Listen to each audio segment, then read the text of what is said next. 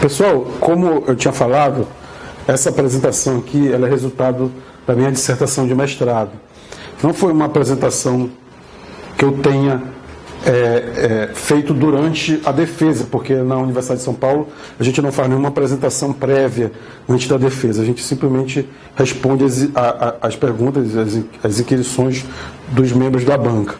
Então, depois da minha defesa, para apresentar a minha dissertação em outros locais, eu acabei preparando um PowerPoint dessa defesa. A minha preocupação, minha ideia inicial, era criticar essa palavra, esse termo, ressocialização, que, como eu disse para vocês, não é um princípio que esteja na lei de execução penal. A lei de execução penal evitou usar a palavra ressocialização como princípio fim da pena privativa de liberdade. Simplesmente disse que a pena tem o objetivo de harmônica integração social do apenado, que, como a gente vai ver, é outra coisa. Bem, eu comecei tentando explicar a razão da pena privativa de liberdade hoje ser essa violência toda, essa chacina toda, esse instrumento de extermínio. Eu peguei um texto do Roberto Lira, que foi promotor de justiça no Rio de Janeiro, um grande crítico do sistema penal, que ele dizia o seguinte, que no período feudal, a gente já tinha uma família e um feudo enorme de terra. Essa família era dona desse feudo, trabalhava para o dono do feudo, né, entregava os produtos do feudo, mas tinha a posse, né, desse terreno todo. O que acontecia nesse período? Existia pouca gente tomando conta de um espaço grande de terra. Como nós tínhamos pouca gente tomando conta de um espaço grande de terra, o que sobrava? Gente. Não tinha terra para todo mundo. Como não tinha terra para todo mundo, se podia matar, guilhotinar, focar, queimar, todas as penas que a gente conhece da Idade Média. Sobrava gente. Então, foi quando se começou a prender mendigo, quando começou a se prender os vagabundos, começou a se prender todo mundo que o direito penal, pela história dele, a gente sabe que prendeu e torturou. O que acontece é o seguinte, com a Revolução Industrial, uma família que tomava conta de um grande espaço de terra passou a ocupar um pequeno espaço na fábrica. Quer dizer, uma fábrica precisava de várias famílias, e ela é um espaço bem menor do que um feudo. Então, com a Revolução Industrial, você precisava de gente, precisava de pessoas, não podia mais matar, torturar, violentar. Então, quer dizer, a pena de prisão veio com toda essa ideia de recuperar, com essa ideia de disciplina, com essa ideia de tratar, de reeducar, porque estava sobrando gente.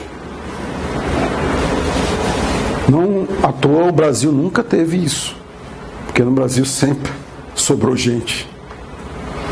Nós nunca tivemos toda essa ideia de punição, tudo que há de doutrina e filosofia sobre a punição, não se encaixa muito no Brasil. O Brasil nunca teve nada disso. Se o Brasil cumprisse a Constituição do Império, com relação ao sistema prisional, a gente já estava melhor do que está hoje. Hoje a gente não cumpre nem a do Império. O Império já dizia que a cela tinha que ser arejada, e tinha que ter saneamento, que é coisa que a gente não tem até hoje.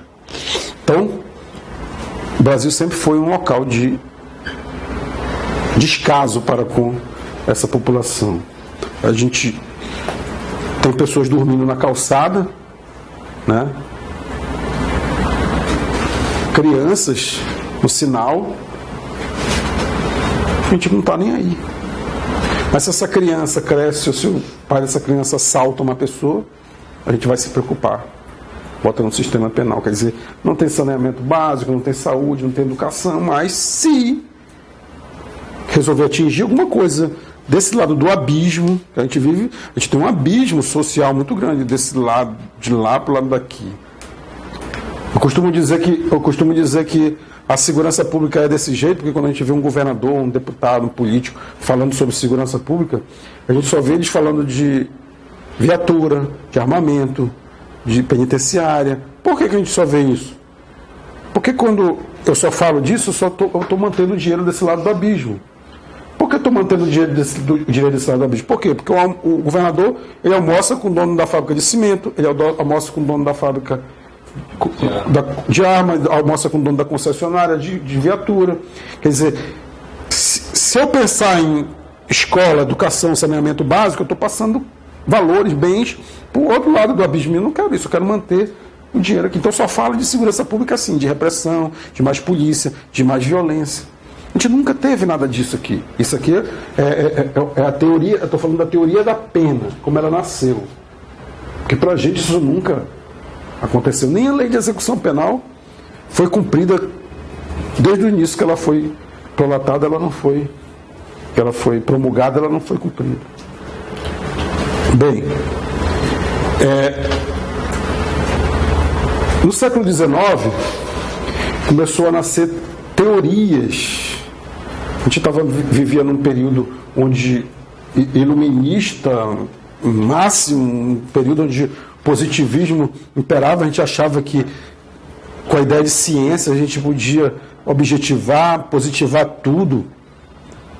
Quando hoje a gente não acredita nem no direito em si, nem em muitas coisas. Quer dizer, a gente sabe o quanto complexo é o sistema social, o sistema econômico. A gente sabe que ninguém... economistas não chegam em acordo, sociólogos não chegam em acordo, psicólogos não chegam em acordo. Nada disso pode ser objetivado de forma simples, clara. Tem que ser sempre um debate, uma discussão. Mas naquela época se pensava que podia, dentro de uma ciência, objetivar tudo. Então eles achavam que, já que está aprendendo, vamos criar uma ciência penitenciária. E assim, os Quakers, que eram religiosos nos Estados Unidos, pensaram no primeiro sistema realmente construído para execução da pena, que foi considerado depois como um dos precursores do sistema penitenciário, esse sistema pensilvânico, o sistema filadélfico, tá? Na Pensilvânia, nos Estados Unidos. Esse sistema filadélfico, ele tinha uma origem, que era esse panóptico de Bentham, que foi o sistema que Foucault, para quem já leu Vigiar e Punir, tirou a base do que é a sociedade, do que era a sociedade naquela época. Foucault diz que a sociedade era uma sociedade disciplinar. Então, escolas, hospitais, hospícios, todos tinham a mesma característica disciplinar, de controle e disciplina. Então, esse sistema aqui, esse corte da penitenciária, mostra como eram as celas. As celas eram aqui, na ponta, tá? Aqui no meio ficava um guarda, e dentro desse cubículo do guarda, ele só tinha umas frestas para olhar para as celas. Então isso dava a sensação no preso, porque ele não sabia que horas o guarda estava olhando, de estar sendo olhado 24 horas por dia. Como essa penitenciária seria muito cara de construir, né, porque daria muito menos preso, o pessoal da Pensilvânia, da Filadélfia, resolveu fazer raios de um centro, raios, certo? Então, quer dizer, o próprio sistema pensilvânico, ele tem é de uma origem panóptica. Esse sistema penitenciário que nasceu no século XIX é interessante porque foi daí que começaram a se estatizar as prisões. O Estado começou a tomar conta da prisão. Hoje a gente fala de privatização o sistema penal, mas a primeira prisão foi privada. As workhouses inglesas eram privadas. A gente escuta falar em privatização como solução, mas as primeiras prisões eram privadas e eram uma zona. Quando começou a se pensar em estatizar, criar sistemas penitenciários, criar penitenciária, foi justamente porque o sistema anterior não estava funcionando. Se um dia a gente chegar e tiver um sistema penitenciário todo privado de novo, vai acontecer o que acontecia antes, porque hoje uma prisão privada, outra ali, outra aqui, pode até funcionar, porque tem as públicas que podem jogar a pessoa indesejável. Mas se privatizar tudo, vai acabar que um dia alguém vai vir com a ideia brilhante de estatizar de novo. Quer dizer, a prisão ela é sempre um ciclo vicioso, porque a prisão ela não funciona por fim que ela se promete. Tá? Ela nunca funcionou para nada disso, ela nunca teve nenhum objetivo científico, ela sempre foi um depósito, um lugar de exclusão, de colocar os indesejáveis, as pessoas que não estão, que estão aparecendo para esse lado do abismo. Fica para o lado do abismo lá, não reclama.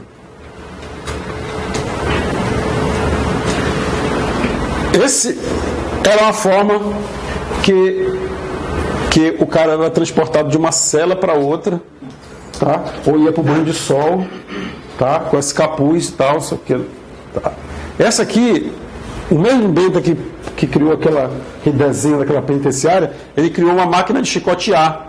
Isso é uma roda que tem vários chicotes, tá? O cara fica lá com a bunda para cima e os chicotes ficam passando. Quer dizer, vocês veem como aquela ciência, eles achavam que tudo podia. O que é isso? Como ele pensou assim, pô, o chicoteador pode ir com a cara do chicoteado, né? Vai dar uma chicoteada mais leve.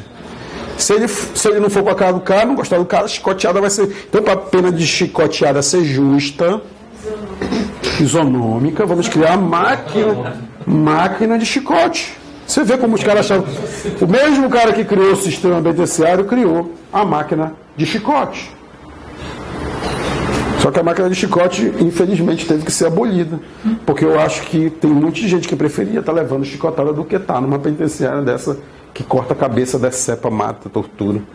Né? Se a gente tivéssemos ficado com a máquina de chicote. A gente fala, máquina de chicote, mas era bem melhor. Pode ter certeza.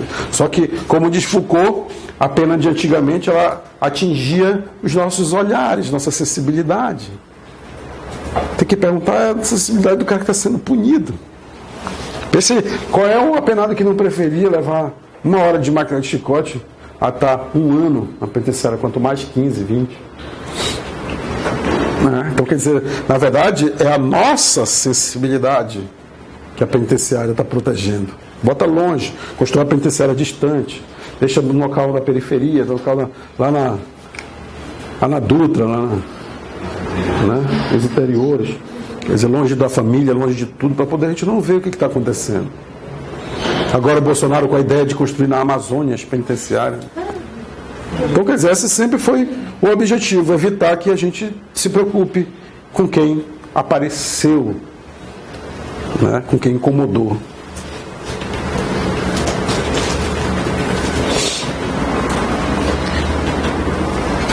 Em 1970, esses jovens na prisão de Stanford foram transferidos de cela com esse saco na cabeça. Isso tem muita diferença. Do século XIX para o século XX.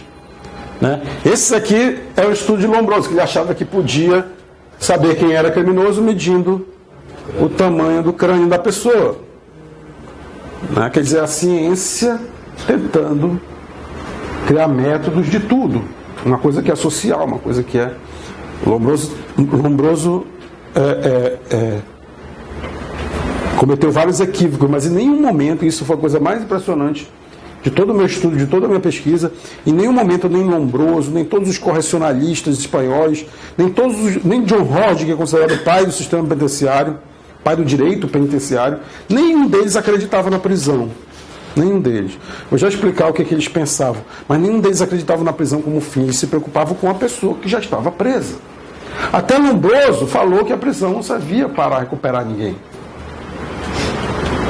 Na verdade, ele achava que o criminoso era um doente, ele queria uma prisão hospital. Coisa de louco, né? Mas...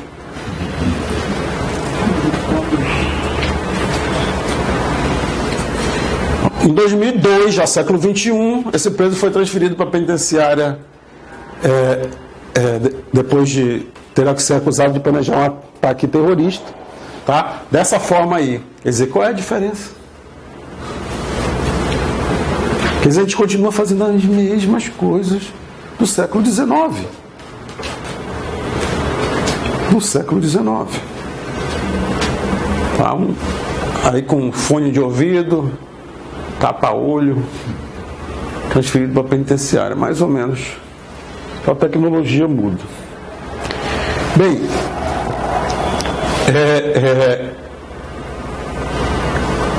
como eu tinha falado para vocês, Foucault chamou isso de sociedade disciplinar. Deleuze, depois de Foucault, já disse que nós não estamos numa sociedade disciplinar, nós estamos numa sociedade de controle. Que basta você ter conta para pagar, você está inserido. Quer dizer, o nosso cadeado, o nosso controle na nossa sociedade é o cartão de crédito. Se você não tiver mais conta para pagar, não tiver mais dívida, não tiver mais inserido, ninguém vai estender a mão para você para vir para esse lado do abismo. Esse lado do abismo está muito estreito. Tá? Por isso que hoje, seja aqui como em outro canto, dentro dessa perspectiva neoliberal que a gente tem de sociedade, está sobrando gente de novo. Não à toa se volta a falar de pena de morte, não à toa se volta a falar de rigor penal, de direito penal do inimigo, disso, daquilo, porque o espaço encurtou e a quantidade de gente aumentou.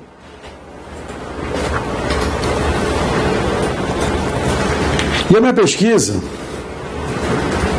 de mestrado foi procurando sobre esse argumento ressocializador. Primeiro eu quis demonstrar que a ressocialização não é um argumento científico. E se a prisão fosse algo científico, ela já tinha sido abandonada há muito tempo. Porque algo científico é aquele negócio, aquela hipótese que a gente tenta, deu certo, a gente continua. Não deu certo, a gente abandona. Isso que é ciência. Né? Então, como a prisão apenas serviu para exclusão, mas não foi esse o argumento principal dela, foi o argumento de ressocialização, a gente vai mantendo a prisão com essa hipocrisia de dizer que ela serve para ressocializar, mas que ela serve só para excluir. Se a gente assumisse que a prisão era só exclusão, tudo bem. Mas exclusão não é ciência. Porque ciência é uma coisa que vem para o bem. Não para o bem meu, seu. O bem social.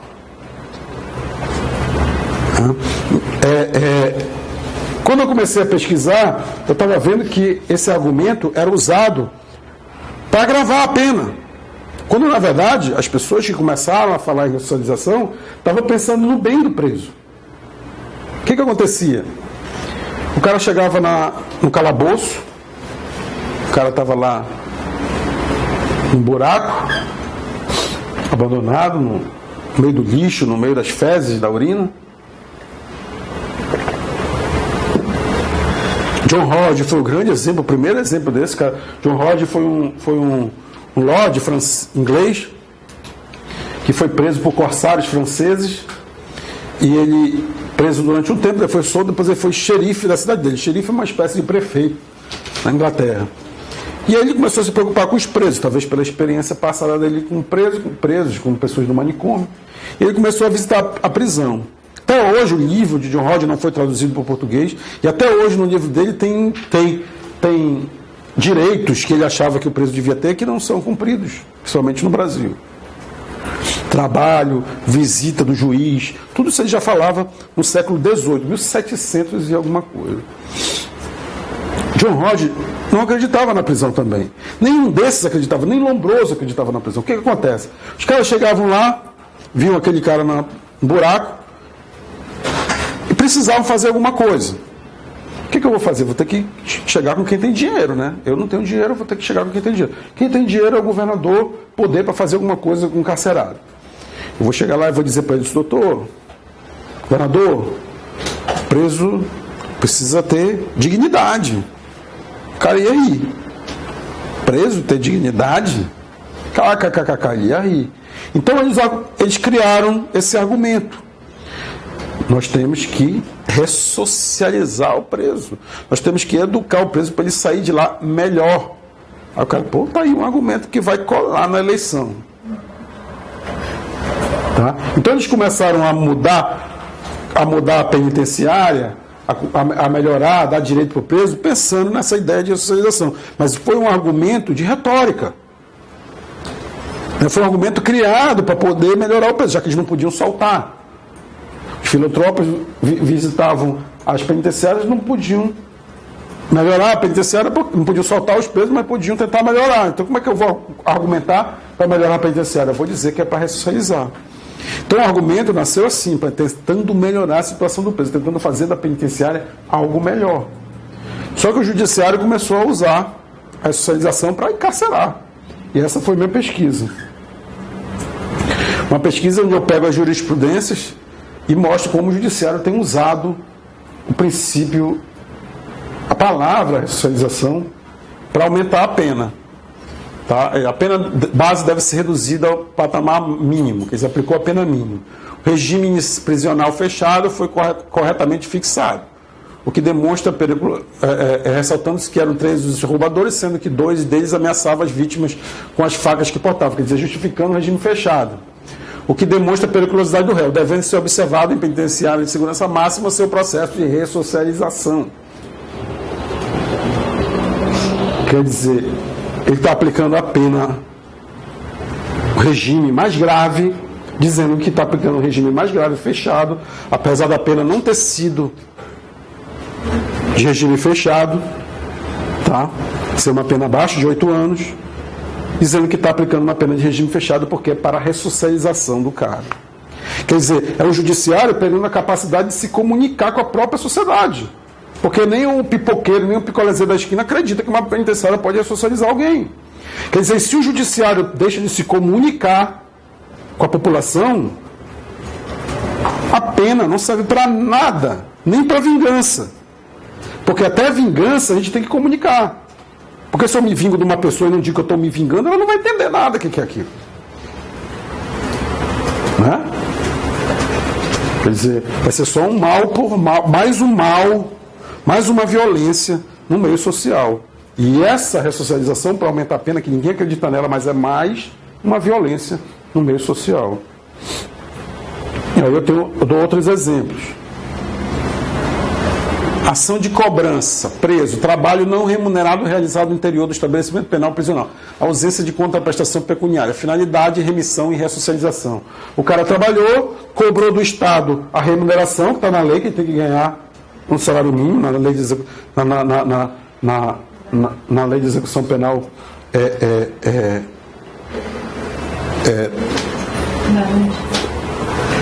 não o salário mínimo inteiro, mas é óbvio que é inconstitucional, que a lei de execução penal fala, porque salário mínimo é salário mínimo. Então, quer dizer, ele não ganhou nada. E a jurisprudência disse que não, o trabalho do preso é para ressocializar, então ele não precisa ganhar nada. Quer dizer, que trabalho é esse que socializa, que do trabalho de graça? Está vendo? Quer dizer, a palavra ressocialização sendo usada para prejudicar direitos de preso. Agora outro mais impressionante ainda e contraditório até com aqui. Agravo em execução, remissão, requisitos de comprovação do efetivo trabalho, contagem dos dias trabalhados, decisão reformada. A diminuição da pena na fase executiva por força da remissão pelo trabalho tem como escopo a reintegração social do condenado. Em sendo assim, toda evidência somente se justifica se lastreada em efetivo desempenho da atividade laboral. Conceder a remissão sem efetiva contra a prestação do trabalho, tão somente porque o apenado não foi oportunizado a melhor condição para o seu desempenho, fornecimento de material, é reconhecer a existência de um dever de Estado de atribuir trabalho ao condenado, que é um dever. Entendimento que não se coaduna com a orientação predominante dos tribunais de paz. Quer dizer, alegando que o trabalho tem como escopo a reintegração, ele negou a remissão do preso, porque ele não trabalhou.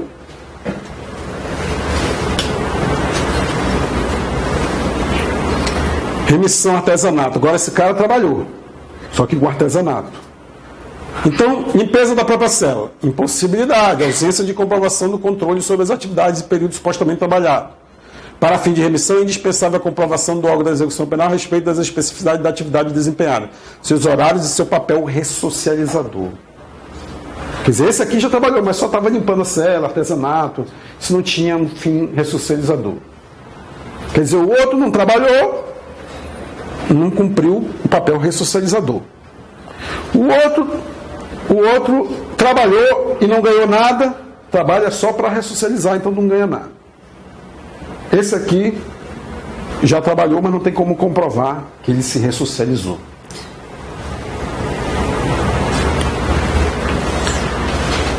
O cumprimento da pena privativa de liberdade deve ser executado de forma progressiva, conforme o artigo 33 do Código Penal e 112 da Lei de Execução Penal. Tá, certo. O cumprimento da pena no regime semiaberto constitui uma fase obrigatória, tendo em vista que o objetivo do Instituto da Progressão Prisional é da reabilitação do sentenciado, de modo a permitir a sua reintegração no convívio social. Quer dizer, isso aqui está impedindo aquela progressão persal que a gente falou aqui agora. Quer dizer, por que ele não pode ir do fechado para o aberto? Porque ele não passou pelo processo de ressocialização. Ninguém acredita nisso, mas ele diz que acredita. Tá? Essa questão do processo de ressocialização é interessante, porque se a gente for analisar a exposição de motivo da parte geral do Código Penal, a gente vai ver expressamente que o legislador disse assim: vamos aumentar a pena, e as penas foram aumentadas durante toda a história do direito penal para incluir esse semiaberto e esse aberto. Porque eles pensavam assim: como que pode ser uma pena ressocializadora de 30 dias? De 30 dias não dá tempo para ressocializar ninguém. Entendeu? Então, as penas do Código de Império, da ordenação filipina, tinham pena de 30 dias. Então, as penas foram aumentando na história para poder encaixar esse semiaberto e esse aberto, por causa dessa ideia de ressocialização. Como essa ideia ninguém acredita mais, na verdade, o que se devia fazer é diminuir as penas. Não aumentar, como estão falando. Porque na história, mas o pessoal não sabe de história nada, só sabe de querer punir mais. Bem, agravo de execução, deferimento da progressão de regime prisional do regime fechado para o semiaberto, em deferimento do livramento condicional. Não é adequada a passagem direta do regime fechado para o livramento condicional sem o estágio no regime semiaberto. Necessidade de maior assimilação da terapêutica penal. Quase uma cirurgia. Quase uma cirurgia.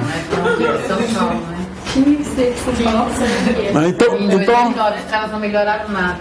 Então quer dizer, é um descaso total para quando a necessidade de uma decisão judicial comunicar algo, ser um diálogo com a sociedade.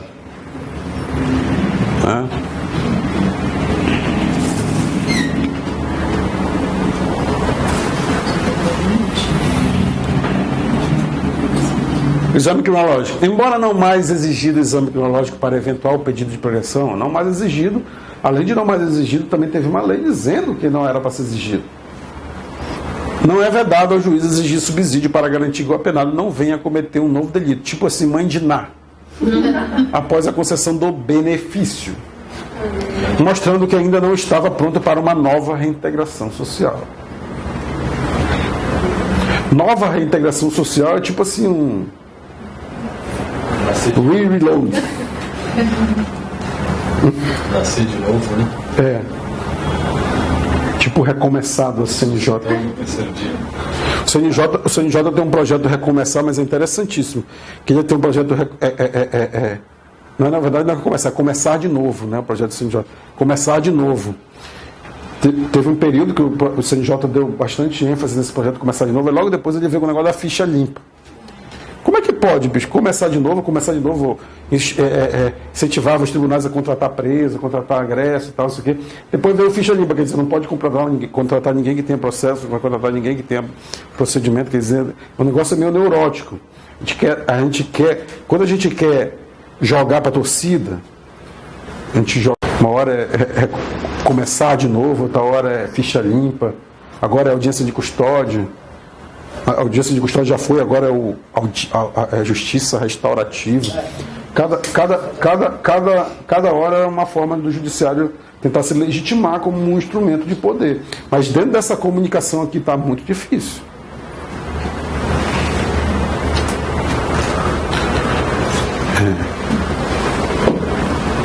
Esse texto aqui, vou até voltar. Esse texto aqui, antes de eu falar daquele texto que eu mostrava, é o seguinte: eu fui pesquisar esse negócio do exame cronológico, porque eu não consegui entender mesmo. E eu vi na exposição de motivos que o exame cronológico, simplesmente botaram o exame cronológico na legislação e não fundamentaram, não tinha legislação, não tinha literatura sobre aquilo. E aí na exposição de motivos está lá dizendo que um dos responsáveis pelo avanço da ciência criminal e criação do exame cronológico era um tal de Túlio, em Roma, na Itália. E eu fui pesquisar esse Túlio para saber quem é esse cara que tinha trazido o exame cronológico para o Brasil. E aí eu peguei esse texto dele, ele elogiando o próprio Lombroso, sempre sob a base dos princípios fundamentais que a escola positiva italiana, por obra especialmente de César Lombroso e de Enrico Ferri, difundiu todo mundo. Ele era discípulo do Lombroso. Aquele cara que media crânio era o professor do cara que criou o exame cronológico. Só que em vez de medir crânio, ele está medindo autoestima, né? Autoconfiança. É isso. Quer dizer, como que eu posso negar progressão de regime dizendo que o cara, como muitas vezes a gente vê, não tem autoestima? Como é que o cara pode ter autoestima preso? Autoconfiança preso. Como que pode? Não dá. E aí nós vemos que todas as nações vão preparando a forma dos cárceres para transformá-lo em instituto de defesa e da verdadeira reeducação social, que tem também o objetivo de favorecer o estudo da criminalidade. Quer dizer, o cara era discípulo de Lombroso, ele só criou um método mais complexo.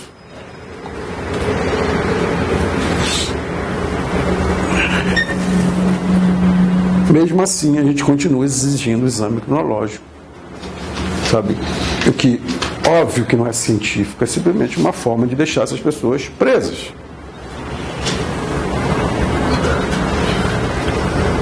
Na minha pesquisa, que foi muito simples, eu peguei a palavra ressocialização e botei no site dos tribunais.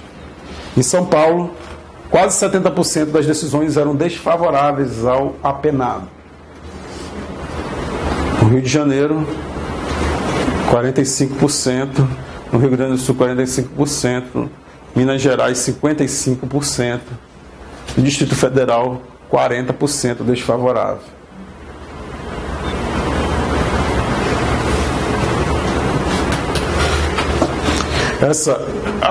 Em São Paulo foi onde eu encontrei mais, lógico, né? Decisões negativas quanto ao preso em razão da ressocialização. Quer dizer, deve ter alguma coisa de ressocialização no sistema penitenciário de São Paulo, porque eu não sei, né? Talvez seja o próprio RDD que foi criado aqui, porque São Paulo ela exporta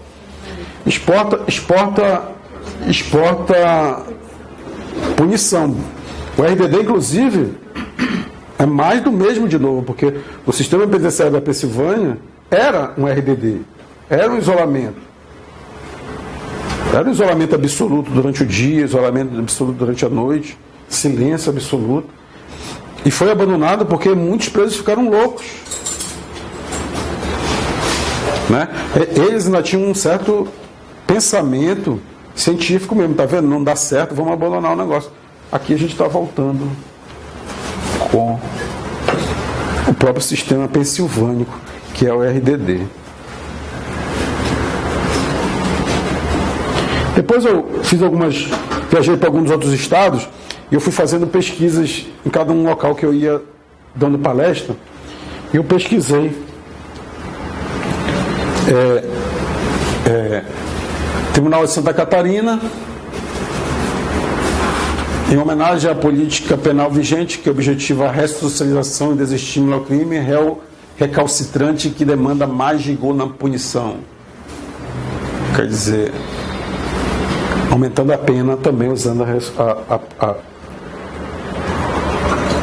questão da punição. Em homenagem à política penal vigente, essa é o mesmo. Aqui não mudou aí.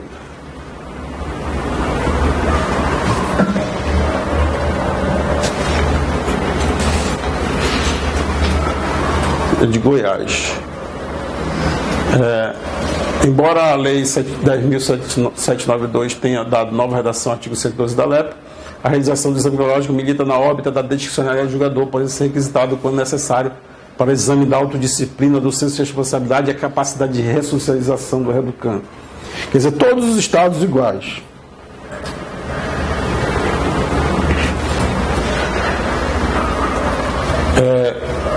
Remissão ficta ou presumida e possibilidade de inexistência de atividade laboral. Já chama o cara de reeducando. Para a sua concessão, o efetivo exercício da atividade laboral pelo reeducando sendo inviável a remissão presumida. Isso é tudo em Goiás. Internação de dependente químico é uma forma de buscar a reintegração do reeducando. Aí em Goiás,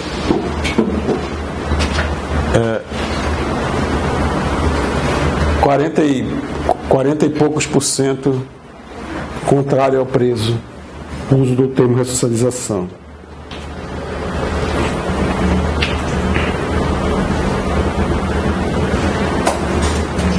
Tenho aqui, deixa eu ver aqui, que eu estou voltando. Tá aqui, essa aqui é engraçada. A grave execução da recurso improvido, decisão cassada, necessidade de mais diligência na tentativa de encontrar o reeducando. O cara fugiu e o juiz chama ele de reeducando. Quer dizer, o cara está foragido, possibilidade de não adiotada, recurso provido, decisão cassada, necessidade de mais diligência na tentativa de encontrar o reeducando. Esse sim está se reeducando.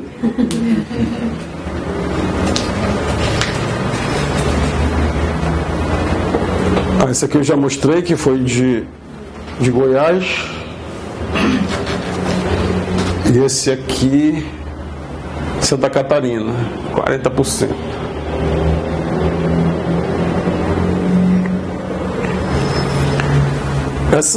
Essa é uma frase de Foucault, que ele diz que o juiz da execução penal é um filho bastardo, entretanto disforme, da disciplina. O juiz da execução penal, é isso que o Foucault diz. Então, quando eu digo que o juiz da execução penal não serve para nada, só para prejudicar, só para atrasar a vida do preso, porque se tem um tempo e se tem a certidão de bom comportamento, que é o diretor que avalia, para que precisa do juiz da execução penal? É só para controlar, para prejudicar, para atrasar o direito do preso. Na verdade, a execução penal acaba funcionando assim. Então, Foucault já previa isso. Foucault diz que o judiciário, o juiz, acaba sendo um agente policial, acaba atuando em função da polícia. É bem o que acontece na questão das drogas, por exemplo, onde a gente permite que a testemunha seja exclusivamente policial. Quer dizer, a polícia na esquina diz que você é traficante, o delegado vai indiciar, o promotor vai denunciar e o juiz vai condenar exclusivamente com aquela prova policial. Quem decidiu quem é traficante, na verdade, foi o policial na esquina. Então esse juiz, agente de segurança pública, né, na execução penal, é um filho bastardo, entretanto disforme da disciplina. É um agente da segurança pública carcereiro, para atrasar a hora que vai abrir a cela, para segurar a chave, para esconder a chave e às vezes jogar a chave para ninguém mais encontrar. Esse é o juiz da execução penal. O professor Rubens Casara, do Rio de Janeiro, fez uma pesquisa de doutorado, entrevistou 20 juízes no fórum do Rio de Janeiro. Desses 20 juízes, eu sempre digo que ele encontrou 20 juízes no fórum, porque hoje em dia está difícil encontrar juiz no fórum, né? Mas como está filmando aqui, eu não vou fazer essa piada. Ele encontrou, fez uma entrevista com 20 juízes no fórum e 80% dos juízes disseram que achavam que trabalhavam em função da segurança pública. Imagina, o juiz acha que trabalha em função da segurança pública. Porque o juiz que trabalha em função da segurança pública não é juiz. É porque o cara ou é juiz ou ele é Batman. Não dá para ser duas coisas ao mesmo tempo. Ele é juiz ou ele é Batman. Não dá para acender aquela luz, né? Chama o juiz. Moro, não dá. E é mais ou menos isso, que esse juiz acha que ele é membro da segurança pública e está lá para combater. E é isso que os juízes pensam. Outro dia um juiz falou para mim, em Porto Alegre mesmo, no Tribunal Federal, dos Batmans, ele falou assim para mim, não, mas o juiz tem que estar em nome da segurança pública mesmo. Mas nossos filhos, nossas esposas podem sair a qualquer momento e serem assaltadas. A gente não tem mais segurança. O judiciário tem que atuar. Olha a ideia dele. Simplesmente ele se coloca desse lado do abismo. O abismo do outro lado lá, que não tem saúde, saneamento básico, educação, não tem nada. Tem que respeitar que o filho dele vai para a escola. Não pode atingir aquilo. Eu estava fazendo, eu contei lá no seminário do BCCRI, vou repetir a história do aparelho de som. Eu estava numa audiência de juizado especial criminal. E era um crime de dano. Só, doutor, ele quebrou meu som, quero que ele pague. O cara estava lá. Você quebrou o som dele, quebrou, eu quero que ele me pague. Então me conta a história. Senão ele quebrou meu som, eu estava escutando música alta, ele reclamou, quebrou meu som e eu quero que ele pague. Não, me conta desde o começo. Senão eu moro embaixo dele, ele estava escutando música alta, ele reclamou, ele desceu, ele me deu um soco, eu dei um soco nele, começamos a brigar, depois eu dei um chute, ele me deu um chute, nós caímos no chão, ele já tinha quebrado meu som, aí nessa de briga para lá, briga para casa, depois eu dei uma facada nele. Facada? A facada sai assim, facada. Facada. E aí ele disse, vem cá. Tu levou uma facada e tá aqui para pagar o som dele? É. E não teve processo da facada? Foi? Não. Tu deu uma facada e quer que ele pague teu som? É, quero que ele pague meu som. Foi quando eu falei assim, olha, vamos fazer o seguinte, eu vou ali embaixo, compro um canivete e um radinho de pilha, te dou uma facadinha de canivete e te dou um radinho de pilha. Tu rola? Eu quero ver como é que é furar os outros. Aí, não, que é isso? Então como é que tu quer que ele pague o som se tu deu uma facada nele, cara? Vamos embora os dois daqui agora, que eu não quero ver a cara dos dois, e arquivei o processo. Mas eu fiquei pensando nisso, porque para esse pessoal, facada. Facadinha. Facada. Sabe? Ver parente debaixo do jornal, ver o tio que já morreu, primo, irmão, pai, não sei o que, a mãe violentada. Quer dizer, é um meio de violência tão grande que facada. Mas o juiz está preocupado se o filho dele e a esposa dele vão sair de casa e ir para a escola. Entendeu? O judiciário acaba como guardião do local dele, que é esse nosso local. Entendeu? Explicar para o juiz, guardião desse local, que ele tem que dar direito para quem está do outro lado do abismo, é a mesma coisa que explicar para um governador que tem que construir escola e educação e saúde e hospital para o outro lado do abismo. O dinheiro não pode sair daquele meio, da onde ele convive, que é compra de viatura, compra de cimento para construir penitenciária, compra de arma. Então quando eu digo para o juiz, olha, temos que dar direito para quem está do outro lado do abismo, ele também não vê isso como direito. O direito tem que ser mantido desse lado. E tá cada vez mais claro, tá, essa dificuldade de comunicação judicial. Eu mesmo já passei por isso, agora eu vou contar a história que é a outra, que é a da briga que também no juizado, mas era uma lesão corporal, que o cara disse assim, doutor, ele me deu um soco, essa sim era uma facada, o processo de uma facada, ele me deu um soco, E eu dei um soco nele e a gente começou a brigar. Sabe onde foi isso? Na sala da minha casa. E aí depois ele me deu um soco, eu dei um soco nele, depois que eu caí, ele me deu um chute. Onde foi esse chute? Na cozinha. Estive brigando na sala, fui para a cozinha. Quando ele me deu um chute, eu caí, eu peguei uma faca, continuamos brigando. No final eu dei uma facada nele. Sim, realmente eu dei uma facada nele. Onde foi a facada? Na sala. Vocês voltaram para a sala? Não, doutor. Na sala da casa dele. Como na sala da casa dele? Você está brigando na tua casa? Doutor, o senhor não está entendendo. A gente mora em palafitas, aquelas casas construídas. As casas são tudo grudadas uma na outra. Eu nunca vi uma casa dessa, nunca entrei numa casa dessa. Como é que eu posso ser juiz de um cara que eu não conheço a casa dele? Entendeu? Quer dizer, o judiciário está cada vez mais distante daquela vida. Quer dizer, casa, para mim, é quarto, sala, muro, quintal, muro, outro quintal, outra casa, outra sala, outro quarto. Para ele não tem isso. E a casa forma a nossa personalidade, a casa forma a nossa forma de ver a vida. A casa forma tudo da gente, que a gente nasce naquele lugar.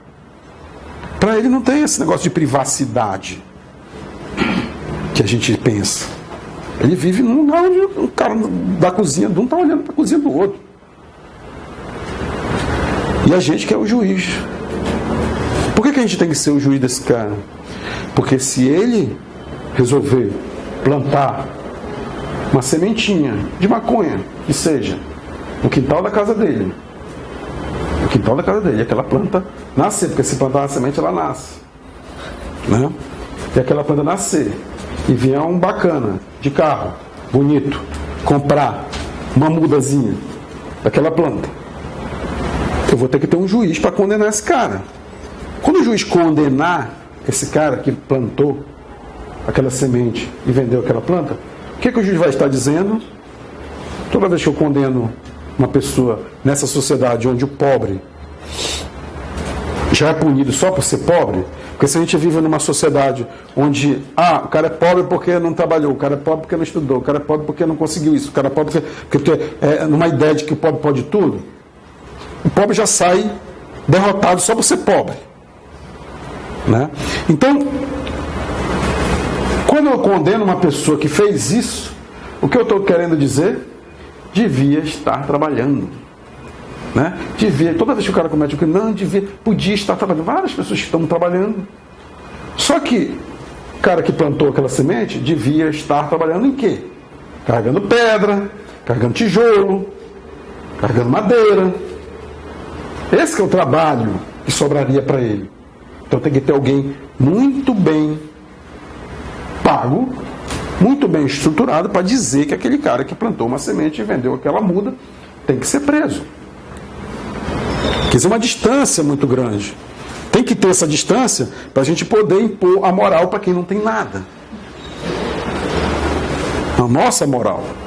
Que acaba prejudicando a própria estrutura social, o pensamento social como todo. O outro cara lá esfaqueou o outro, mas queria que pagasse o som. Porque é o valor que a gente passa para eles. É o valor do som. A gente passa que quem tem Nike bonito é melhor do que quem tem uma Conga. Lembra da Conga? Ainda não existe Conga. Existe. Pois é, quem tem Nike é melhor do que quem tem Conga. Né? Quem tem uma Mercedes é melhor que quem tem um Fiat.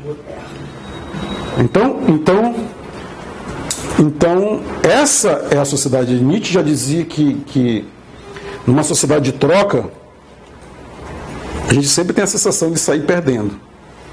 Sempre tem a sensação de, por exemplo, porque eu dou, recebo, mas a sensação de perda é sempre não, porque eu sempre estou dando algo para poder receber outro. Então, essa sensação de perda, que ela é constante, faz com que a gente não consiga entender o perdão. E com certeza o perdão está muito mais próximo da justiça do que a vingança. Com certeza.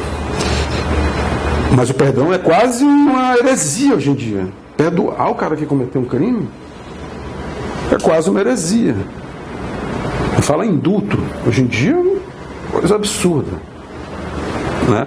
Então, essa sensação de perda constante faz com que o pobre que resolva ganhar alguma coisa, tomar alguma coisa, seja punido 2 vezes. Punido porque ele já era pobre, punido agora porque resolveu violar aquela condição de perdedor, que é a condição social que impõe a ele. Então, acabei divagando aqui, mas voltando lá para o trabalho. Concepção Arenal, ela está nos livros de direito como correcionalista espanhol. Ela nunca foi correcionalista. A história da Concepção Arenal é interessantíssima. Ela combatia, e esse livro aqui é interessante demais, Estudos Penitenciários. Para mim é a autora que mais entende da psicologia do encarcerado até hoje. Ela tem umas passagens lindas dizendo assim: nunca minta para um preso.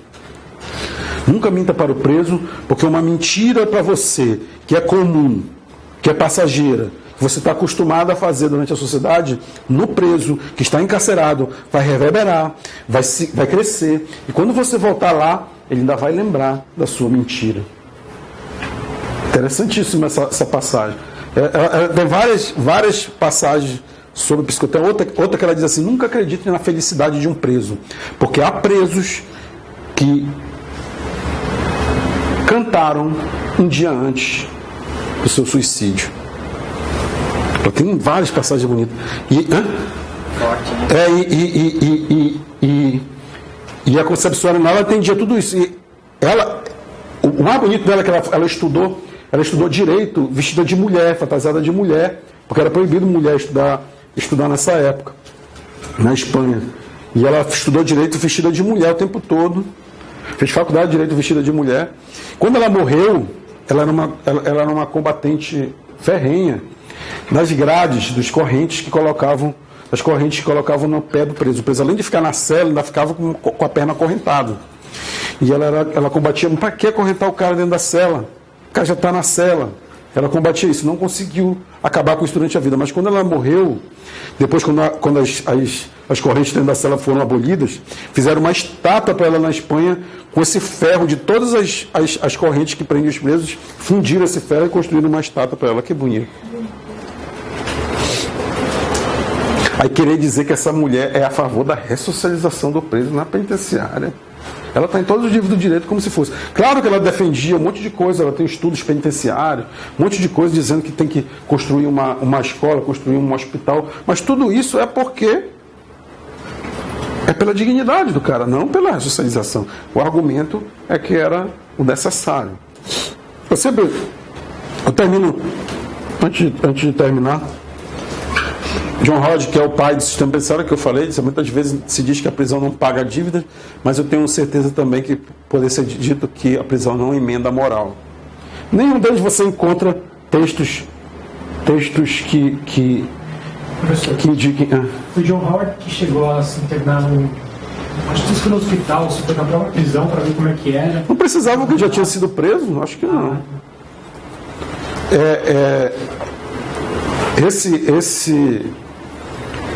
Esse meu trabalho eu termino analisando a teoria do Alessandro Barata, que é um criminólogo alemão, quer dizer, na verdade italiano, que trabalhava na Alemanha.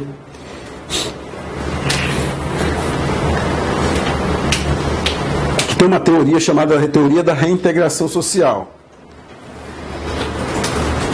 É trabalhada pelo professor Alvino na Universidade de São Paulo, aqui essa teoria. Aqui é a base do GEDUC. A reintegração social, para o Alessandro Barata, era o seguinte, que tem que transformar a pena num diálogo, porque a ressocialização é imposição de moral, não tem diálogo, você está impondo aquela pena e aquele tratamento penitenciário, entre aspas, ao preso.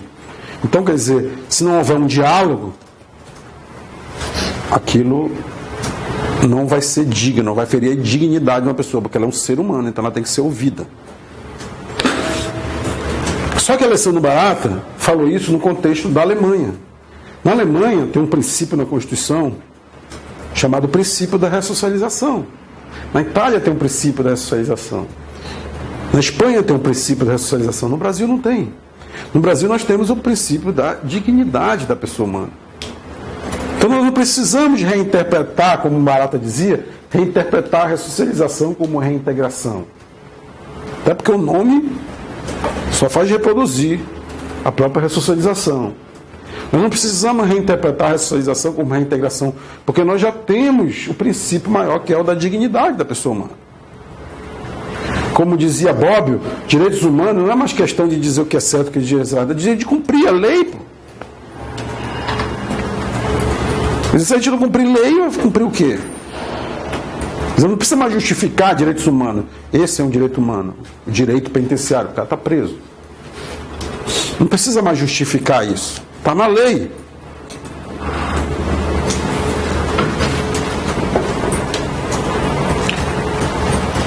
Se vocês quiserem notar, eu tenho do que eu falei aqui, texto de Túlio, do Deleuze, da Arenal, do Rod. Esse texto até hoje não está traduzido. O primeiro texto sobre direito penitenciário nunca foi traduzido para o português. Do Lira e do Bauman, de onde eu tirei algumas coisas.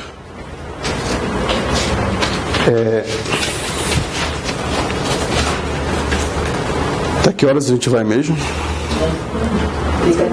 10 e? Não, 10 vai estar mais aqui no 10. Tá bom, só preciso que apague aí, que a luz está me dando dor de cabeça.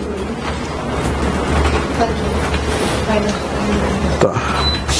Bem, gente, esse foi o meu trabalho de mestrado. Engraçado que quando eu sou sempre tentei ser meio irreverente, que eu acabei entrando na academia por acaso.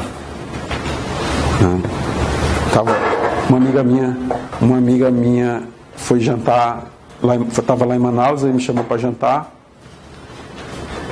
Eu era juiz da vara de execução penal. Nunca pensei em fazer mestrado, doutorado. Falar nisso, quando eu cheguei aqui na USP, uma aluna do meu colega de mestrado chegou e disse: vem cá, tu não é juiz? O que está fazendo aqui? Mestrado. Para quê?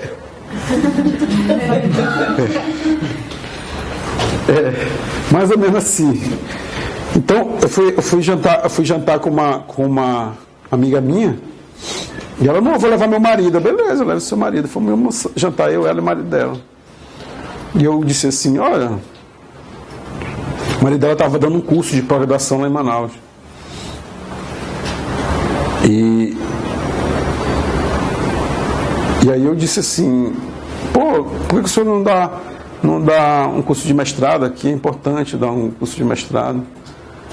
Foi quando eu não estava pensando para mim, eu estava pensando porque eu não tinha em Manaus, né? Mas como eu trabalhava na escola da magistratura, eu estava pensando em Manaus. Foi quando ele disse: por que você não vai fazer em São Paulo? Lá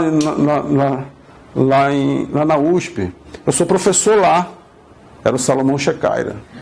Eu conheci ele de texto, mas eu não sabia que era ele, né? O cara. Eu sabia que o marido da minha amiga era Salomão. Sabe que Salomão é? E aí foi quando do nada assim, eu fui jantar com uma amiga, acabou me estimulando a fazer mestrado. E eu vim fazer o mestrado. Quando eu terminei a minha dissertação, os professores disseram assim: mas lá, eles chegaram na sala assim, rindo de um manual de direito, que o professor tinha escrito um manual. Ah, tu viu que o professor escreveu um manual e tal? Aí beleza, pegaram meu trabalho, falaram: você fala aqui que o direito é não, essa foi outra coisa. Você fala aqui com muito sentimento, com muito adjetivo, com muita emoção, isso não é ciência. Eu falei: professor, para falar da prisão, que ela não cumpre o ordenamento jurídico, ela não está de acordo com a lei, isso aí até esse manual que vocês estavam rindo aí fala. Para falar da prisão, tem que falar que ela é suja, que ela fede, que ela tem rato, que ela tem barato. Se eu não falar assim, eu não posso falar da prisão.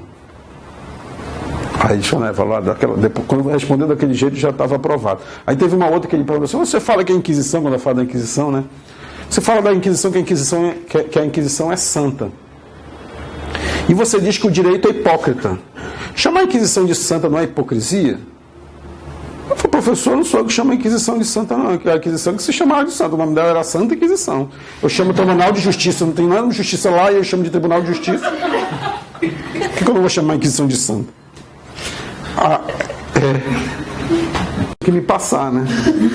Foi quando disseram para mim: não, mas tá bom, mas passou, mas agora muda de tema, vai fazer outra coisa. Foi quando eu fui começar a estudar as drogas, a questão das drogas no doutorado. E fui Comecei a estudar a questão da droga dentro de um caso específico, porque eu acho que não acredito em nada que não seja consentimento. Nada. Para mim, o direito de estar desse jeito não é pelo sentimento de prazer em condenar, que há, mas é pela frieza.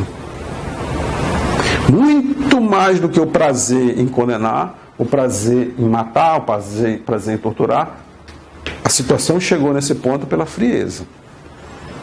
Porque eu acredito que muitos tenham prazer em condenar. Nietzsche já dizia isso, que fazer o mal dá prazer. Aliás, ver a pessoa sofrendo dá prazer, fazer sofrer dá mais prazer ainda. Nietzsche já dizia isso. Mas eu acho que a situação chegou nesse ponto, porque fazer sofrer sempre existiu, essa tendência, pela frieza. Frieza que o direito construiu no judiciário, frieza que faz a gente falar qualquer coisa para condenar uma pessoa. Essa frieza que eu sempre tentei combater quando eu escrevi. Tento escrever alguma coisa. E eu peguei um fato de um cara que estava no regime aberto, e ele chegou para mim e disse assim: doutor, eu não consigo cumprir a pena em regime aberto. Eu sou viciado em crack. Ele estava com a mãe dele. Não se preocupe não, que eu estou com metade do peso aqui. E a mãe dele dizia: doutor, dê mais uma chance para ele, uma chance para ele. Mas ele está dizendo que não consegue cumprir a pena, que ele é viciado em crack. Mas mais uma chance, por favor, mais uma chance. E eu dei a chance para ele. Disse assim: vamos fazer o seguinte, eu vou te mandar para o hospital de custódia fazer um exame de corpo de delito. Se disser que você é viciado em crack, eu digo que está justificada a sua falta da casa do albergado. A mãe: obrigado.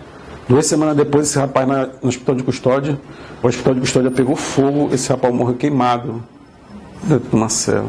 Eu começo a minha tese de doutorado contando esse fato, dizendo que a guerra às drogas é um absurdo, porque a gente está tratando questões pessoais, questões complexas da droga com direito penal, que é só violência. Quer dizer, eu só tinha direito penal naquela hora. Quer dizer, é a mesma coisa que tratar um cristal, mandar você limpar um cristal com um martelo. Uma hora vai quebrar o cristal. Quer dizer, o direito penal é o martelo, não tem mais o que fazer. Está mais tranquilo agora? Realmente, agora que eu vi que só tem uma basezinha de nada. Mas eu não consegui escrever sem tirar um fato específico que marcasse. E também, quando a gente vai falar de desencarceramento, é muito difícil explicar só, vamos desencarcerar, vamos diminuir o encarceramento. Como? Se as pessoas estão todas revoltadas com a criminalidade, que ninguém discute as razões da criminalidade verdadeira. A gente simplesmente só propaga o ódio. E eu tenho visto que é muito mais fácil discutir partindo da questão das drogas, falar de desencarceramento da questão da droga, porque até o liberal, até o cara de direita, até o juiz mais conservador consegue ouvir e entender esse argumento, que é que a gente está encarcerando pessoas por causa de uma relação comercial, misturando com latrocida, homicida, estuprador. Eles conseguem entender isso. Que a gente está prendendo uma pessoa por causa de uma relação comercial, que está vendendo uma substância no local onde vende a substância. Que tem droga vendendo na penitenciária, e ele está prendendo o cara, porque chega lá e diz: não, mas aqui é mais caro que eu estava vendendo na rua. O cara acaba entendendo essa incoerência do sistema prisional. As outras coisas é muito mais difícil explicar, que a prisão está aumentando a criminalidade, mais a questão que a política de droga está fazendo a gente entregar para o mercado negro uma riqueza que é um produto que tem muito valor, que são as drogas. A gente está entregando para o mercado negro, está financiando o crime organizado, está tirando dinheiro da saúde. Nós não estamos protegendo a saúde criminalizando a droga, nós estamos muito pelo contrário, piorando a saúde, porque a droga vem suja. A droga vem imunda, a gente não sabe o que está consumindo.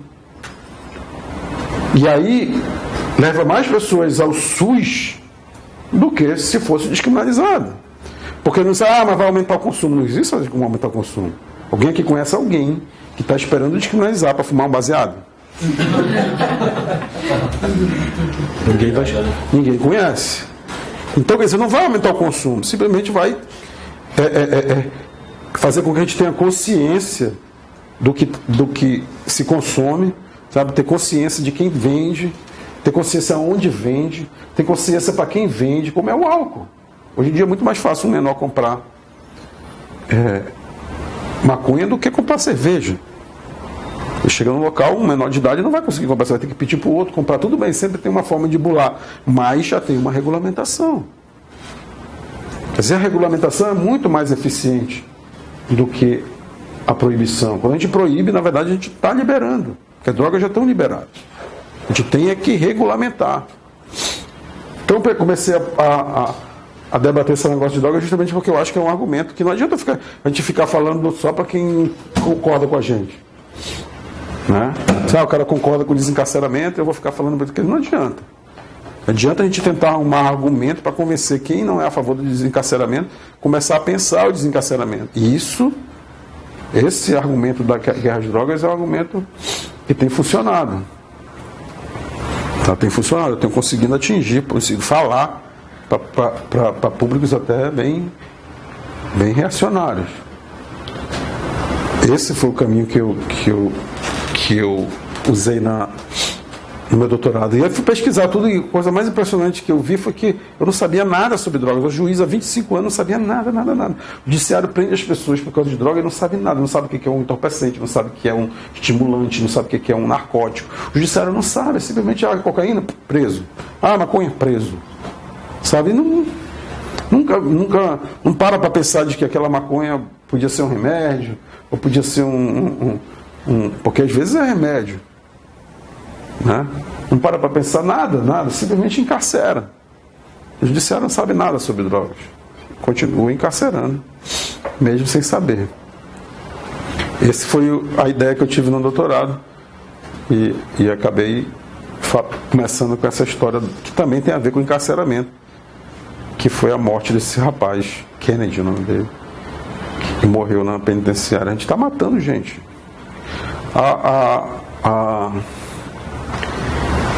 Me perguntaram ali no intervalo das facções, né? Eu estava explicando que e a questão das drogas é muito parecida. Quanto mais você vai reprimindo, mais vai piorando a situação. Você criaram o sistema penitenciário federal, e espalhou-se o crime organizado no Brasil inteiro, porque mandava os presos de Manaus, do Amazonas, do Ceará, do Rio Grande do Norte para a penitenciária federal, e eles voltavam já dizendo, agora eu sou PCC, agora eu sei o quê. Quer dizer, o sistema penitenciário federal espalhou os comandos, as facções para o Brasil inteiro. Quer dizer, a gente vai aumentando a repressão, só vai piorando a coisa. Quer dizer, é óbvio que não tem solução. Não tem uma solução. Uma sociedade desigual, injusta, de exploração, não vai ter uma solução nunca.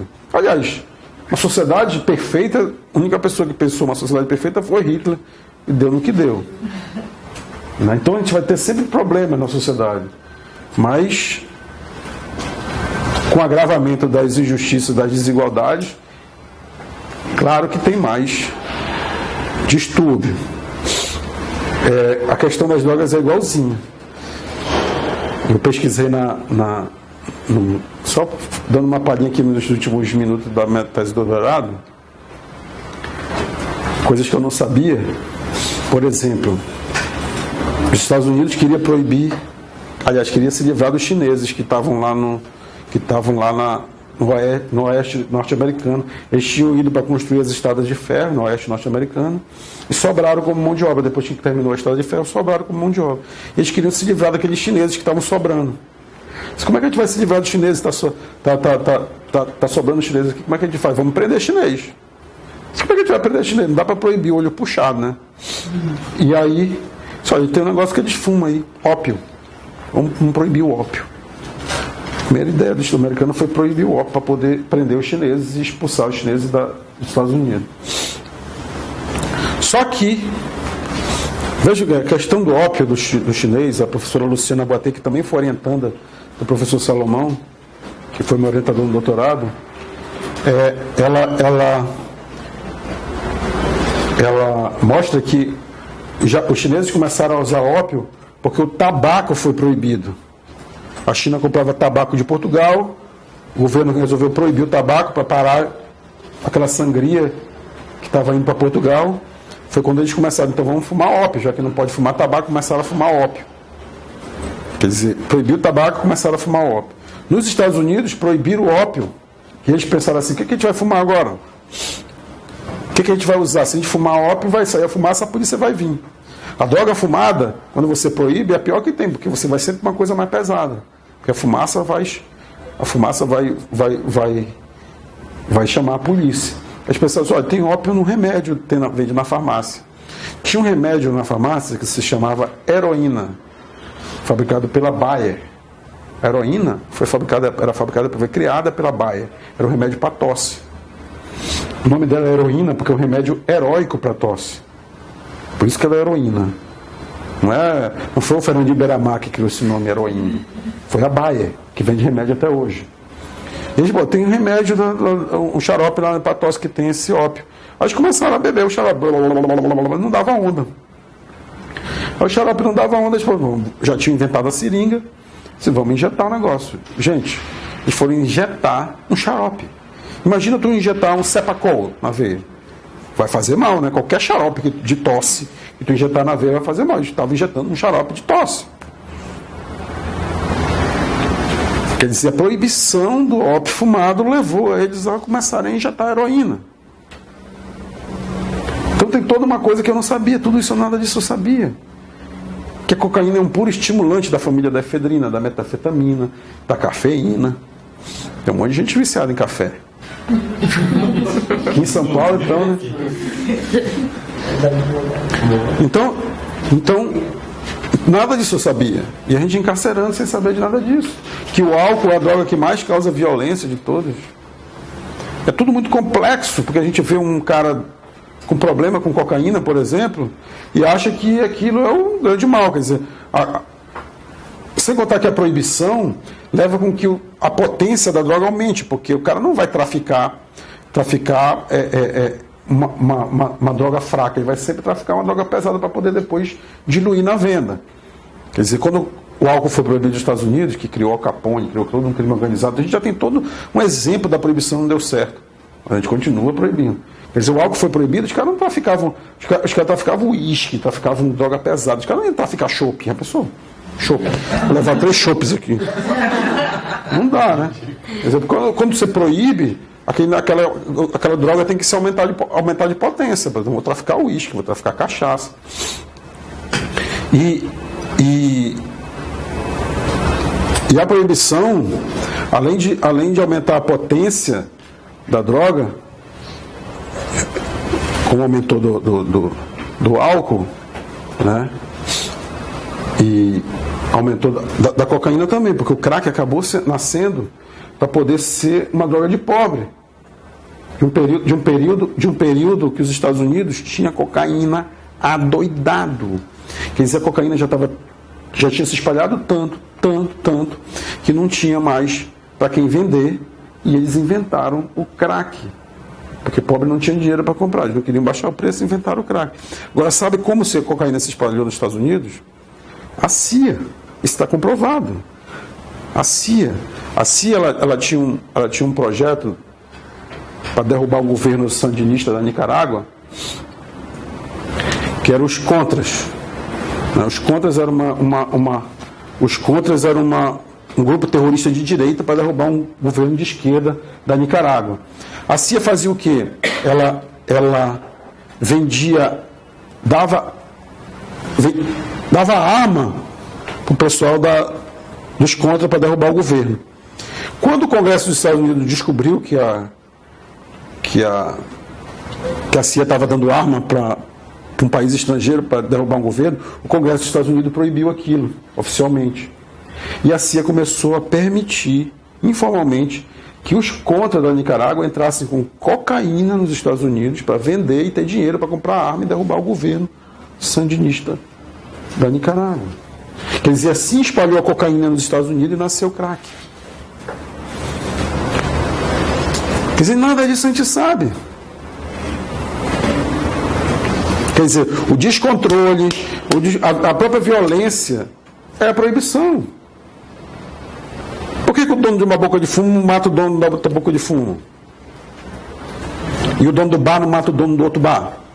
Porque o dono da boca de fumo não pode ir no PROCON. Se pudesse ir no PROCON, ele não matava. Né? O dono... Nem no judiciário vai continuar. Nem no judiciário, se for também ele fica preso. Né? Pois é, nem pode ir no judiciário, mas PROCON é mais ou menos. Então é isso. É uma incoerência tão grande, um desconhecimento tão grande, que é fácil falar sobre a questão das drogas.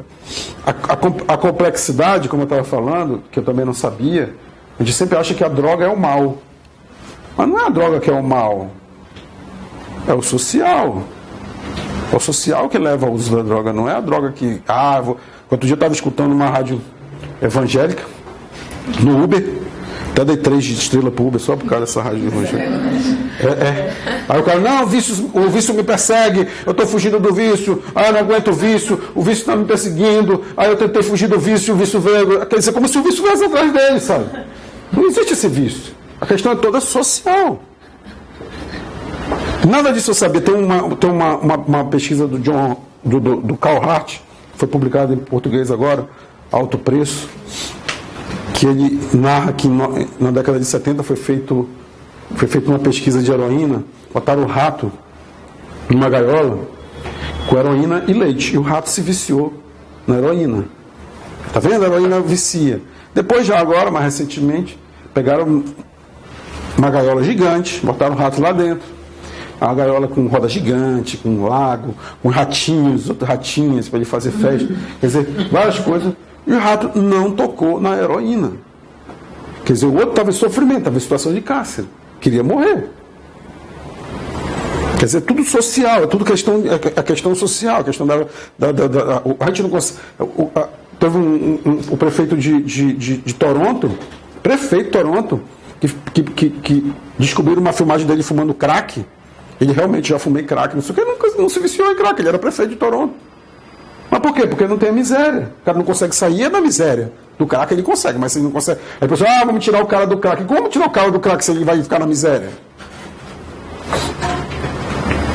Quer dizer, você vê a bala, os caras tomam bala e vai pra rave. Já viu alguém tomar uma bala e ficar em casa? Não vai. Quer dizer, o cara é viciado na bala e na rave. Na bala e na rave. Né? Bebe bastante água, viu, galera? É na bala e na rave. Você não tem esse vício, sabe, que o vício veio atrás de mim, o vício vai me perseguir. Não existe isso. Essa questão é social. Não é o traficante que mete a droga na goela da pessoa. Sempre quem oferece droga pra gente é um amigo. Primeira vez. Então, quer dizer, e a gente está punindo. E o judiciário, em razão dessa questão de proteger esse lado do abismo aqui, acaba punindo o cara pela criminalidade. Quantas vezes a gente vê sentença, o judiciário diz, a pena tem que ser grave porque a questão das drogas é um mal social, está destruindo a sociedade, não sei o quê, como se aquele cara que estava com aquelas 10 toxinhas fosse culpado de toda a questão das drogas da sociedade. Quer dizer, o cara acaba sendo punido por todo o medo que o juiz tem. A empatia do juiz é sempre com uma pessoa imaginária que ele acha que está sofrendo. É que a questão das drogas é assim, você vê o cara sofrendo, você acha que aquele cara é um usuário de cocaína, porque ele está sofrendo com a cocaína. E a quantidade de cocaína que está sendo usada e ninguém sofre? É como se proibisse o álcool. A gente só ia ver o alcoólatra, porque o resto ia estar bebendo tudo escondido. Né? E aí a gente acha, olha, tá vendo o que o álcool faz? Deixa o cara caído aqui a proibição.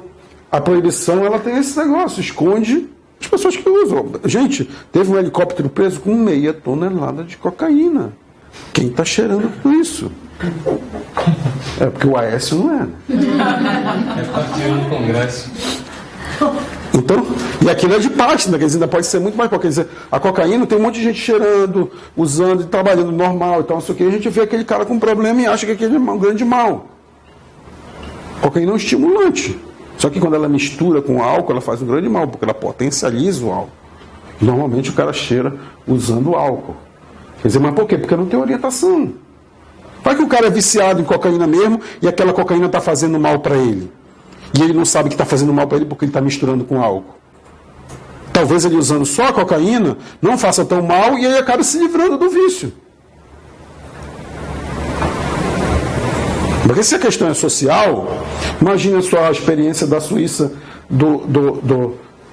das salas de uso de heroína. Diminuiu o uso de heroína na Suíça. Por que diminui? Imagina você receber, tem heroína para vender lá do traficante, mas você receber do governo a heroína e a quantidade de heroína e a seringa que você tem direito, porque você é viciado numa sala toda cheia de azulejo branco, com aquela enfermeira anotando seu nome, não sei o quê, mas só pode usar ali naquela sala. Que graça que tem isso?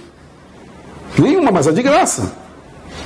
Né? Aí você vai lá, usa aquele negócio, uma hora você vai parar de usar aquela chatice. É, porque você ainda tem que ficar na sala esperando o efeito passar. Né? Então, quer dizer, e aí, não, mas aí o cara pode procurar o traficante assim mesmo, mas ninguém vai procurar, porque aquela é de graça. Não é pura. Né? Então, você vê que a própria descriminalização levou à diminuição de uso. Olha o cigarro. O cigarro diminuiu muito a quantidade de uso de cigarro de um tempo para cá. Por quê? Porque não houve proibição, houve só uma recriminação social do cigarro. Tem um psicólogo que isso acaba servindo para tudo que a gente está falando aqui. Ele escreveu um livro, Supermax, prisões de segurança máxima nos Estados Unidos. E ele diz o seguinte, que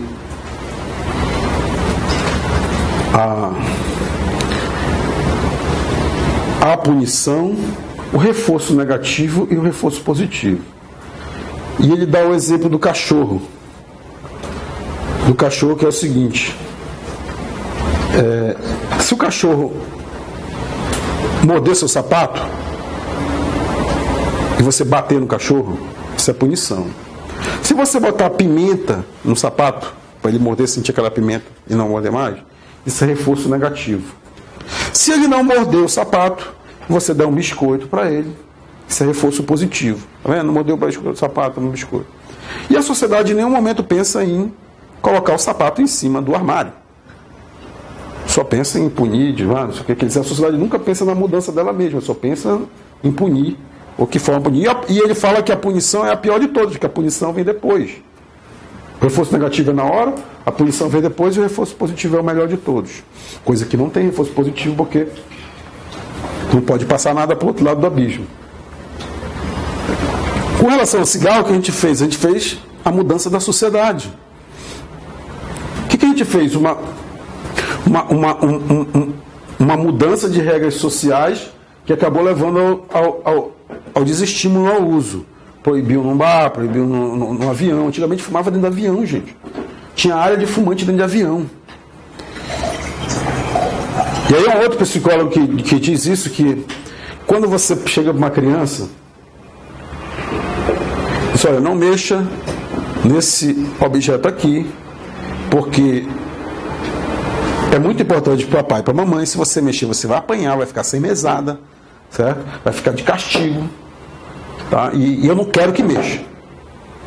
Ou você pode chegar para a criança e explicar para ela, olha, não mexa daqui, que é muito importante. Se você mexer, papai vai ficar chateado, a gente vai ficar triste. No primeiro caso, a criança vai ficar com medo, mas não vai perder o desejo de pegar no objeto. No segundo caso, ela vai ver que pode pegar no objeto, mas como vai deixar o pai chateado, não sei o que, toda aquela questão, ela vai trabalhar o desejo dela sobre o objeto. Então, quando os fumantes começaram a se sentir recriminados socialmente, não sei o que, eles começaram a trabalhar o seu desejo pelo cigarro, porque sabe que vai incomodar, sabe que vão reclamar, sabe que não sei o que, quer dizer, houve toda uma mudança social para mudar, para alterar a questão do uso do cigarro e diminuir o uso do cigarro. Ninguém precisou proibir. Se tivesse proibido, talvez tivesse aumentado o uso. Porque a proibição tem nessa. A gente tem uma cerveja, gente, que chama proibida. E é a propaganda dela. Tem uma outra, outro dia eu bebi uma belga. que chama Delirium Tremens. O nome da cerveja é Delirium Tremens. Quer dizer, a pior fase do alcoolismo, o cara está se temendo todo lá, botaram no nome da cerveja. Olha, sabe, nem a cocaína causa Delirium Tremens.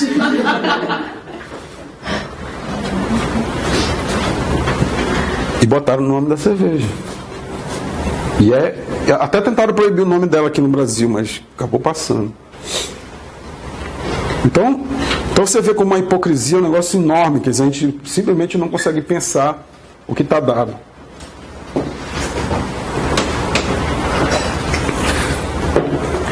Bem. Deixa eu só te fazer uma pergunta. Você acha que, por exemplo, descriminalizar aqui no Brasil, que a discussão está em cima da maconha, você acha que o impacto vai ser tão grande assim? Porque na boca de fogo nunca tem só maconha. Eu não vejo. Não, eu acho que o impacto vai ser grande, porque hoje a maior quantidade de presos em relação à droga é em relação à maconha. Quer dizer, se a gente tem 40% de homens e 80% de mulheres presas relacionadas à droga, vamos supor que seja metade. Vai diminuir 20% dos homens e 40% das mulheres de presas. Já é um impacto muito grande. Né? Porque a ideia, por exemplo, acaba sendo uma fonte de renda para o pessoal. Aquele moleque de 18 anos, 20 anos que está na boca de fumo, que é só um avião. E aquilo é um trabalho pro cara, às vezes. Não vai só mudar, ele não vai começar a fazer só com pino e ele não vai voltar para a prisão do mesmo jeito se você não fizer com todas. Não, eu acho que tem que ser com todas as drogas mesmo, mas o debate que está no momento é esse da maconha. Mas já é um avanço. Um grande avanço. E tem que começar por algum canto, né? Talvez que descriminalizando a maconha e a descriminalização dando certo, dando resultados positivos, a gente perceba que as outras coisas têm que ser descriminalizadas também. Né? Quer dizer, um passo de cada vez. Eu também achava isso. Uma vez eu perguntei para o professor espanhol, Sr. Xavier Arana, se descriminalizando a maconha, as pessoas que eram a favor da descriminalização não iam perder argumento, porque a maconha é tão ridícula. Proibir a maconha é um negócio tão ridículo. Sabe que o álcool causa mais violência, que o tabaco causa mais doença, mas a maconha que está levando as pessoas à prisão. Se a gente descriminalizar a maconha, a gente não vai perder esse argumento que as outras drogas são mais fortes. Ele falou, não, a maconha vai ser um exemplo de descriminalização que vai dar certo e que a gente vai estar com mais argumento de exemplo de descriminalização. E tem razão, porque tem que começar, né? Tem que começar, porque o negócio está muito incoerente isso tudo, né? Está fazendo um mal para a sociedade. Bem, eu vou ficar respondendo pergunta agora, se alguém quiser.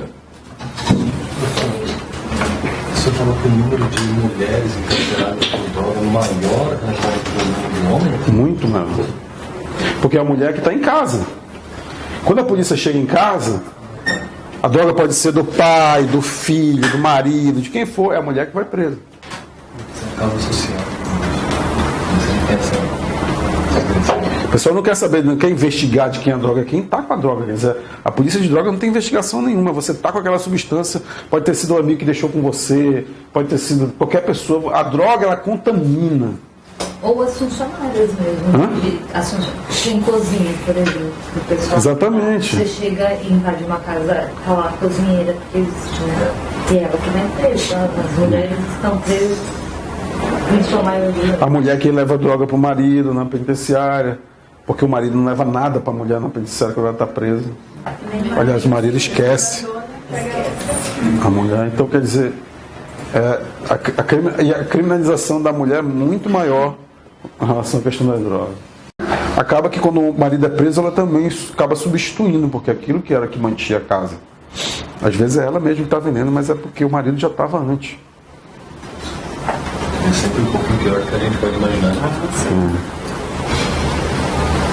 Mais alguma pergunta? Sempre, a maioria das vezes, os tribunais justificam nas sentenças que é a questão da droga que fomenta todas as outras condutas criminosas. Então, parece ser meio que contraditório. Como é que você vê essa questão? Pois é, do mesmo jeito que o dono da boca de fumo mata o outro por causa que não pode ir no PROCON, Como eu falei, quer dizer que é a proibição que está causando a violência. Por que nenhum rouba um celular para comprar droga? Porque o dono da boca aceita o celular. Quer dizer, o dono do bar aceitasse celular, imagina sexta-feira a quantidade de celular que ia ter na beira do balcão. Né? Mais uma cerveja, não tem dinheiro, não, toma aqui um iPhone. Né? Ia ser isso. Quer dizer, como é desregulamentado, como é deixado para o mercado negro a coisa, quer dizer, todo tipo de violência é propagada. Quer dizer, a descriminalização que vai levar a acabar com isso. Né? Quer dizer, os furtos. Sem contar, no caso das pessoas que partirem para outro tipo de crime, vamos supor, que não seja só o tráfico, porque descriminalizou alguma coisa, as pessoas partirem para outro crime, a polícia também vai ficar liberada para também investigar outros crimes. Porque hoje em dia a polícia só fica fazendo blitz, prendendo gente com droga. Você é assaltado hoje, você recebe um BO e pronto. Você é sequestrado, eu fui sequestrado e recebi um BO. Eu fui sequestrado, fiquei de refém em 4 assaltos de posto de gasolina. Me levaram disseram que ia me matar, me levaram para um cemitério, eu até achei que ia entregar domicílio, né? Já que vai para o cemitério. Me levaram para um cemitério, me abandonaram lá, eu cheguei na delegacia, contei tudinho, me deram um BO. Quer dizer, por quê? Porque a polícia está se preocupada com as drogas. Um policial de Nova York disse numa entrevista no New York Times que a polícia de drogas era igual beijar sapo. A gente vai para a esquina, beija um, beija outro, até achar um príncipe.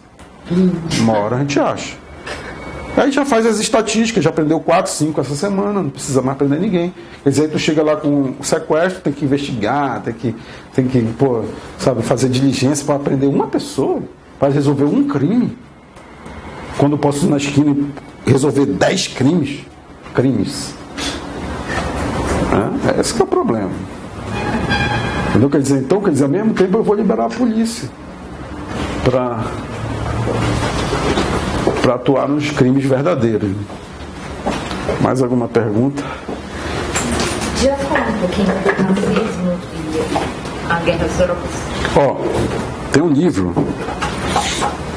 um livro da Michelle Alexander chamado The New Jim Crow, que era o seguinte, ela explica de uma forma, eu acho melhor falar texto de uma negra do que falar eu de racismo, apesar de que eu tenho uma avó que nasceu na lei do ventre livre, mas outro dia eu estava numa palestra, a pessoa, mas aí não tem negro nessa mesa. Se você não está vendo negro em mim, o racismo é mais em você do que na mesa, porque você olhar para mim e ver um branco, né?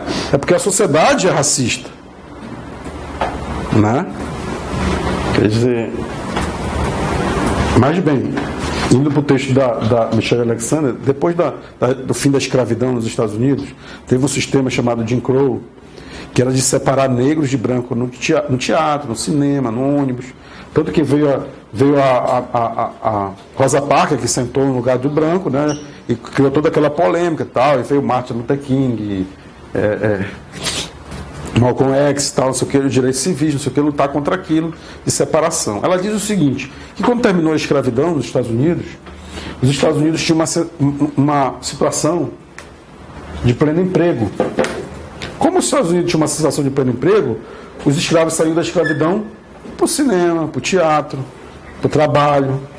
E aí, quer dizer, o cara acabou de ser escravo, vai para o mesmo restaurante que eu, vai para o mesmo cinema que eu. Não, vamos separar aqui. Vai trabalhar, mas eu não quero conviver com você. Ela diz que nasceu assim, o Jim Crow. Quando os Estados Unidos começou a receber pressão, tanto dos movimentos de direitos civis quanto internacionalmente, para acabar com o Jim Crow, foi na década de 60. Gente, isso vigorou até a década de 60. Depois do Holocausto ainda estava lá. Veio o presidente Nixon, que declarou a guerra às drogas, oficialmente a guerra às drogas. E ela diz que a guerra às drogas é o New Jim Crow, o novo Jim Crow. Porque já que não pode mais separar negro de branco, vamos prender negros. Hoje, nos Estados Unidos, tem mais negros na penitenciária, proporcionalmente, inclusive, do que na África do Sul, na época do apartheid. Imagina isso. Quer dizer, a guerra às drogas consegue colocar mais negro na penitenciária do que o apartheid. E aí eu digo, como a gente nunca teve situação de pleno emprego no Brasil, o negro saiu da Saiu da escravidão para a favela, para a miséria, para a rua, para a mendicância, né? Nunca precisou de nenhum Jim Crow no Brasil. A gente já tinha Jim Crow social. A questão da esse racismo que a guerra às drogas traz é um racismo estrutural, né? Ela foi criada em razão desde os chineses, os negros com relação. Foi quando quiseram proibir a cocaína, disseram que os negros, quando usavam cocaína, conseguiam estuprar, levar tiro e não morrer, fazer um monte de coisa. Era o argumento dos jornais nos Estados Unidos. Era o argumento dos jornais. A maconha era os mexicanos. Entendeu? Para prender mexicano. Também para conseguir mais verba para a polícia, porque nem a polícia acreditava na proibição da maconha. Essa é toda uma história que não teria que falar tudo de novo. Mas o Brasil nunca teve essa situação de pleno emprego, então teve que simplesmente aceitar a guerra às drogas. E essa guerra às drogas, como é uma abstração de poder policial. Vejam bem, a gente tem, quem é negro sabe melhor do que eu, um racismo impressionante na nossa sociedade, né? E aí a gente espalha um poder policial abstrato, alegal. Eu digo que é alegal, não digo que é ilegal, porque é aceito. É aceito que a polícia invada a casa de pobre, é aceito que a polícia pare a pessoa na rua e reviste a cueca, não sei o quê. Inclusive na minha pesquisa de doutorado, 10% dos processos tinha uma revista de cueca. Imagina, não pode fazer bem para a dignidade nem do policial ficar olhando a cueca dos outros. Mas o policial é posto para isso. Como é que é crime um negócio que está na cueca de uma pessoa? Não consigo entender. Né? Nem um homem-bomba consegue botar uma bomba na cueca.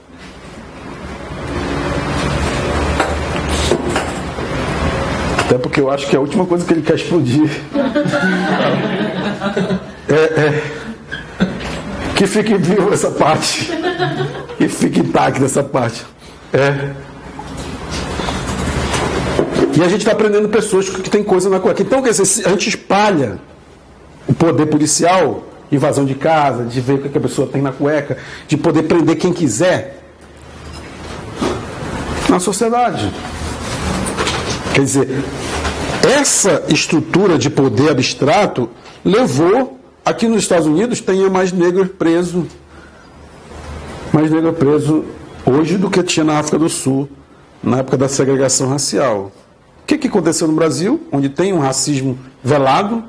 É o negro que é parado no ponto de ônibus, é o negro que é parado no sinal, é o negro, se tiver com um carrinho melhor, vai ser parado pela polícia na blitz.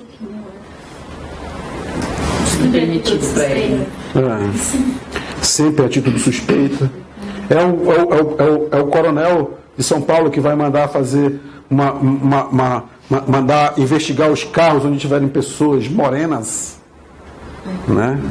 Suspeitas de um crime. Quer dizer, está tão claro isso. Quer dizer, isso é possível por causa do racismo. Eu acho que mais alguma pergunta?